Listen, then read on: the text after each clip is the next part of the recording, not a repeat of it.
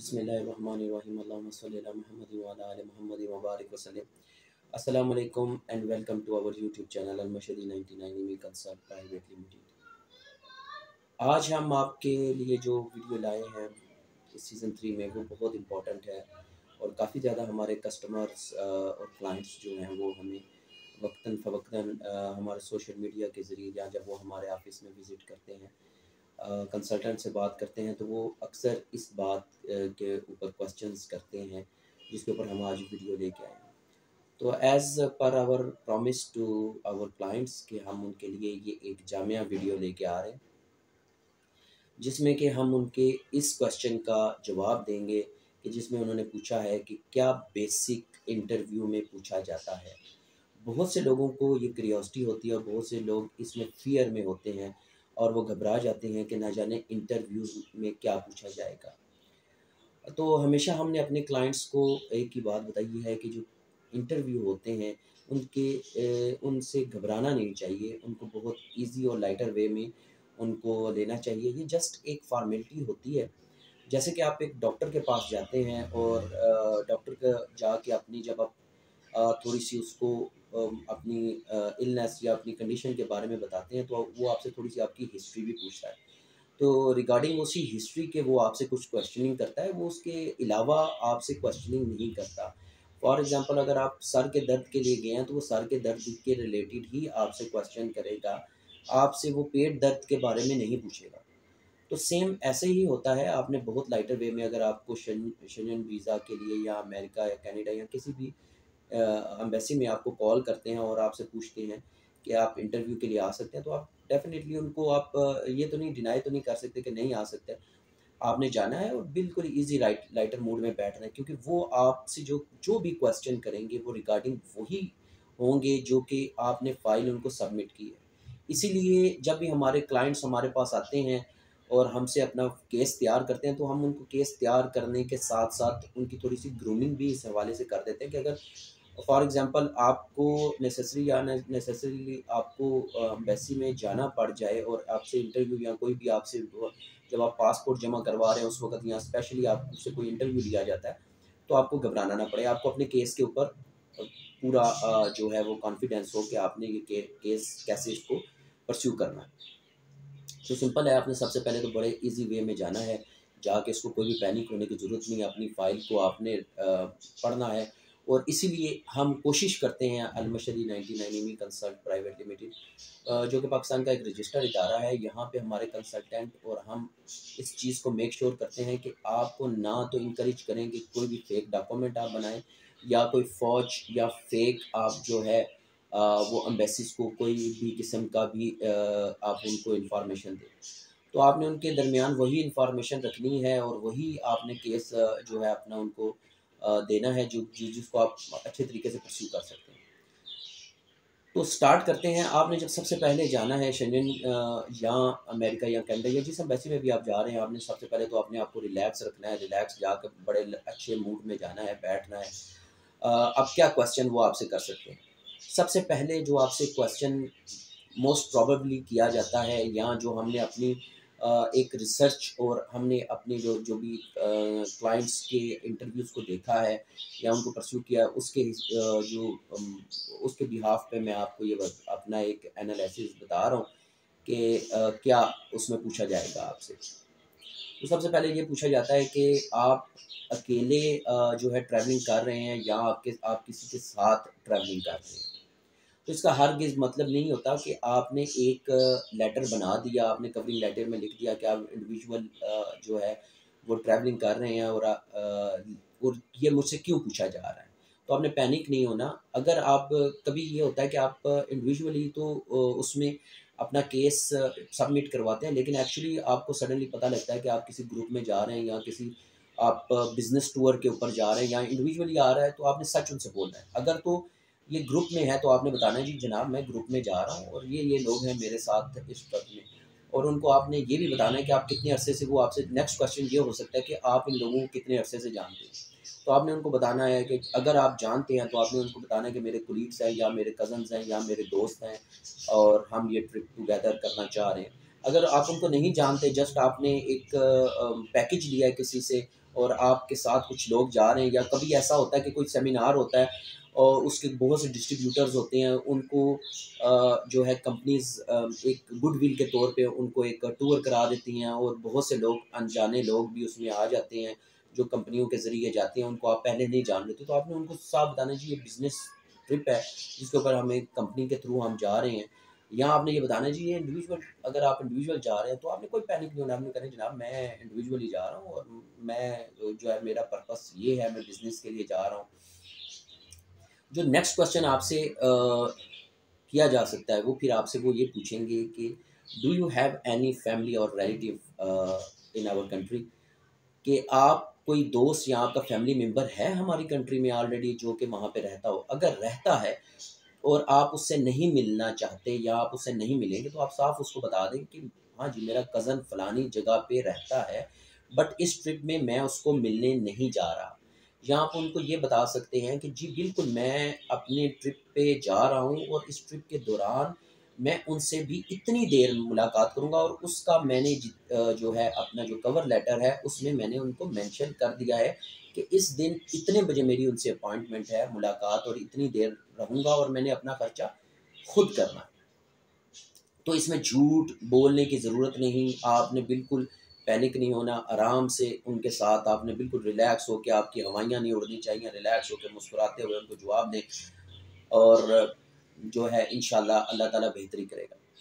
फिर नेक्स्ट आपसे वो मज़ीद इसके बारे में ये सवाल कर सकते हैं कि क्या अगर आप किसी से मिलने जा रहे हैं, तो क्या वो बंदा वहाँ पे कितने अरसे से रहता है और क्या करता है वहाँ पे, और आप कितने अरसे से उसको जानते हैं। तो जो भी आपका वहाँ पे उसके साथ रिलेशन है या आप उसको जानते हैं, आप बता दें। अगर नहीं जानते तो आप सिंपल कहें कि आई डोंट नो, कि मैं नहीं जानता। सिर्फ सिंपल ये है कि हमारी सोशल मीडिया पे एक दूसरे के साथ वाकफियत हुई, और मैं ट्रिप पे तो जा ही रहा था, लेकिन मैंने सोचा कि मैं अपने कज़न से या अपने इस दोस्त से मैं मुलाकात करूं, और मैंने उनसे ज़्यादा डिटेल नहीं ली।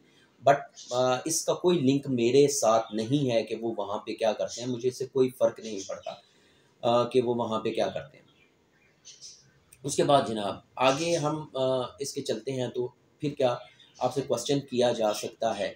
उसके बाद आपसे ये क्वेश्चन किया जा सकता है कि आप ये बताएं कि आपको फाइनेंस कौन कर रहा है, या can we see your bank account. अब उसमें आपने शर्मिंदा नहीं होना, अगर आपके बहुत से लोग हैं उनके पास बैंक अकाउंट नहीं होता।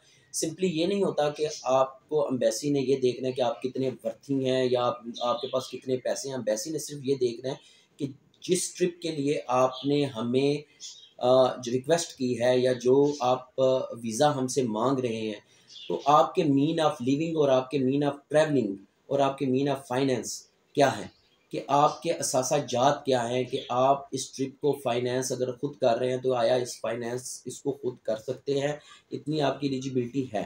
तो घबराना नहीं, आपने सच्ची बात बता देनी है। अगर आपके पास आपने बैंक स्टेटमेंट अपनी नहीं दी, तो आपने पैनिक नहीं होना, उनको बता देना है कि मैंने बैंक स्टेटमेंट, मैं इजी पैसा में अपने पैसे मंगाता हूँ, ये मेरी स्टेटमेंट है, या मैं कैश में लेता हूँ, तो ये मेरी जो कैश की सैलरी स्लिप्स हैं ये आपके सामने है।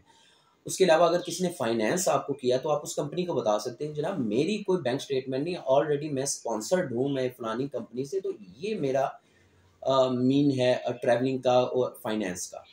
तो आपने बिल्कुल पैनिक नहीं होना, आपने बिल्कुल रिलैक्स रहना है। बार बार आपको बताने का मकसद ये है कि बहुत से लोग इसको हावी कर लेते हैं अपने ऊपर। इसी के ऊपर आपने ये भी नहीं करना कि बहुत से लोग ये करते हैं कि बैंक अकाउंट को एकदम हाई करने के लिए जब उनका इंटरव्यू की कॉल आती है, एक आधा दिन पहले वो जो है बैंक अकाउंट में पैसे डलवाते हैं और मॉर्निंग में उसकी स्टेटमेंट ले लेते हैं और आप चले जाते हैं। इससे भी आपके केस को खराबी आपके पैदा हो सकती है। 3 महीने से 4 महीने की स्टेटमेंट आपकी होनी चाहिए और उसमें वो पैसे आ रहे होने चाहिए। तो उसके बाद ही आपके वो जो बैंक अकाउंट है वो आपका साल 2 साल पुराना होना चाहिए जब आप वीज़ा अप्लाई कर रहे हैं। और कोशिश करें कि जब आप बैंक स्टेटमेंट बैंक से वो मांगते हैं, तो आप सेम डे की, जिस दिन इंटरव्यू उस दिन की ना लें, 3 से 4 दिन पहले की स्टेटमेंट आप उनसे ले लें, ताकि और जो है उसको बड़े नॉर्मल तरीके से। इसके ऊपर एक और वीडियो हमारी बनी हुई है कि आपने बैंक स्टेटमेंट कैसे मेंटेन करनी है वीज़ा पर्पस के लिए, क्योंकि ये पाकिस्तान के लोगों के लिए काफ़ी इंपॉर्टेंट है। अब उसके आगे चल के जो सबसे अगला क्वेश्चन किया जाता है कि आप कहाँ पे विज़िट करेंगे और आप क्या शेड्यूल है हमारी कंट्री में। तो आपने एक उसी के लिए आपको कहा जाता है, जो ट्रैवलिंग प्लान है वो रीढ़ की हड्डी होता है। आपने उसके ऊपर आप जो भी जानते हैं उनकी कंट्री के बारे में, और आपने जो भी अपना एक प्लान तो बनाया ही होगा, उनको बता देना है कि मैं इस दिन वहाँ पे पहुँचूँगा, इस एयरलाइन से मैं उड़ूँगा, फिर मेरी ट्रैवलिंग है, फर्स्ट डे मैं ये चीज़ें देखूँगा, सेकंड डे यहाँ पे जाऊँगा, ताकि उनको पता हो कि आप प्री प्लान्ड है। और आप फिर ना जो लास्ट बट नॉट लीस्ट, मैं इसलिए कहता हूँ कि ये आखिरी क्वेश्चन हो सकता है, इसके बाद भी आपसे 2-3 क्वेश्चन होते हैं, बट मोस्ट प्रोबेबली यही कि are you a tax payer, can we have your NTN. तो इस पे घबराना नहीं। अगर आप वो सिर्फ ये देखना चाहते हैं कि आप अपने मुल्क में अगर रहते हैं तो आप टैक्स पेयर हैं या नहीं, तो अगर आप टैक्स पेयर हैं तो ये आपके लिए एक प्लस पॉइंट है, आपका एनटीएन है ये एक प्लस पॉइंट है, आप उनको डॉक्यूमेंट्स दें, जी मैं बिल्कुल यहाँ पे कर रहा हूँ। उसके बाद जो लास्ट आपसे क्वेश्चन इसके बाद एक किया जा सकता है, वो ये होता है कि अगर आप जॉब कर रहे हैं तो वो आपसे ये पूछ सकते हैं, do you have NOC from your employer, कि आप अपने एम्प्लॉयर से, आपके पास नॉन ऑब्जेक्शन सर्टिफिकेट है कि आप जॉब के लिए इतने दिन की, या आपके पास लीव अप्रूवल है कि आप कितने दिन की, 2 दिन, 4 दिन, 10 दिन, हफ्ता, महीना, जितने दिन के लिए आप जा रहे हैं, तो इस पे आपकी जॉब पे तो इफेक्ट नहीं पड़ेगा। इसका मतलब क्या होता है? इसका मतलब ये होता है कि एम्बेसी ये देखना चाहती है कि आपको जॉब की ज़रूरत नहीं है, आप ऑलरेडी अपनी कंट्री में अच्छी स्टेबल जॉब कर रहे हैं। तो आपने सिंपल उनको जवाब देना है कि जी मैं, मेरे पास अप्रूवल है, और आपको अप्रूवल बनवा लेना चाहिए। तो ये जॉब जो है ये आपकी एक टाई दिखाती है कि आप पाकिस्तान में, या पाकिस्तान से बाहर इंडिया, बांग्लादेश, या जिस कंट्री से भी हैं, तो स्पेशली शेंजन और शेंजन स्टेट्स के लिए, अमेरिका, कनाडा के लिए ये जो है ना, और बाकी भी कंट्रीज़ हैं जिनके लिए इंटरव्यू में यही क्वेश्चन किए जाते हैं। तो वो आप बेसिकली आपकी ये देखते हैं कि आपके मुल्क के साथ आपकी टाई कितनी है, और आप सिंसियर कितने हैं अपने मुल्क के साथ। तो ये हम लोगों में एक चीज़ माज़रत के साथ देखी जाती है पाकिस्तानियों में, कि हमारे में सिंसियरिटी नहीं है अपने मुल्क के साथ। लेकिन बाहर की दुनिया अगर वीज़ा भी देती है तो हमारी सिंसियरिटी को, हमारी जो लॉयल्टी है अपनी कंट्री से, उसको क्वेश्चन करती है। तो हमें कोशिश करनी चाहिए कि इन सारे जो सवालों के जवाब हम पहले तैयार करें, और अपने आप को वेल प्रिपेयर करके किसी भी एम्बेसी में जाएँ, तो हमारे पास उनके क्वेश्चंस के आंसर हों। तो ये कोई इतनी बड़ी डील नहीं है जहाँ पे आप आके जो है वो पैनिक हो जाते हैं। इसके अलावा अगर आप बिज़नेस करते हैं तो वो आपके बिज़नेस से पूछ सकते हैं कि अगर आप बिज़नेसमैन हैं तो आपका बिज़नेस रजिस्टर्ड है? क्या हम उसकी कोई प्रोफ़ाइल देख सकते हैं, आपका बिज़नेस कार्ड देख सकते हैं? तो आपने ये छोटी चीज़ें, आपने इस वीडियो से ये जाना कि जो डॉक्यूमेंट आपने दिए वो वही डॉक्यूमेंट के इर्द-गिर्द उनकी क्वेश्चनिंग घूमी। इसके अलावा आपकी लाइफ में आपका व्हाट्सएप में क्या है, आपकी गर्लफ्रेंड्स कितनी है, आपके बॉयफ्रेंड्स कितने हैं, आप फ़ेथफुल हैं अपनी वाइफ़ के साथ या नहीं, वो फ़ेथफुल है आपके साथ या नहीं, इनसे उनको कोई लिंक नहीं है। उन्होंने बेसिक जो मोस्ट प्रोफ़ेशनल क्वेश्चनिंग होती है वो आपसे करते हैं, और वही आपके जो ऑलमोस्ट जितने भी आपके एप्लीकेशन फॉर्म्स होते हैं वीज़ा, उस पे भी मोस्ट प्रोबेबली यही इंफॉर्मेशन मेंशन होती है। तो होपफुली आपको आज की वीडियो पसंद आई होगी। अगर आपको वीडियो पसंद आई है तो ज़रूर कमेंट्स में हमें जो है इसको, इसके ऊपर अप्रिशिएट करें। अगर आप समझते हैं कि हमने अच्छी वीडियो तैयार नहीं की, इससे मज़ीद हो सकती, तो हमारी गलतियों की निशानदेही करें। इसके अलावा बेल आइकॉन के बटन को दबाएं ताकि तमाम इन्फॉर्मेटिव वीडियोस आप तक पहुंच सकें। उसके अलावा सब्सक्राइब करें हमारे चैनल्स को, क्योंकि जो भी हम मेहनत करते हैं ये आपके लिए एक फ्री ऑफ कॉस्ट मेहनत कर रहे हैं, हम रिसर्च कर रहे हैं, तो ये हमारी एक एप्रिसिएशन के लिए आपकी जो सपोर्ट है, आपके लाइक्स और डिसलाइक्स हैं, आपकी सब्सक्रिप्शन है, वो हमें इसके बारे में बताती है। तो होपफुली आपको हमारी वीडियो पसंद आई होगी। अगली वीडियो तक के लिए इजाज़त। अस्सलाम वालेकुम, और अपने गिरदो नवाह का ख़्याल रखें। पाकिस्तान ज़िंदाबाद।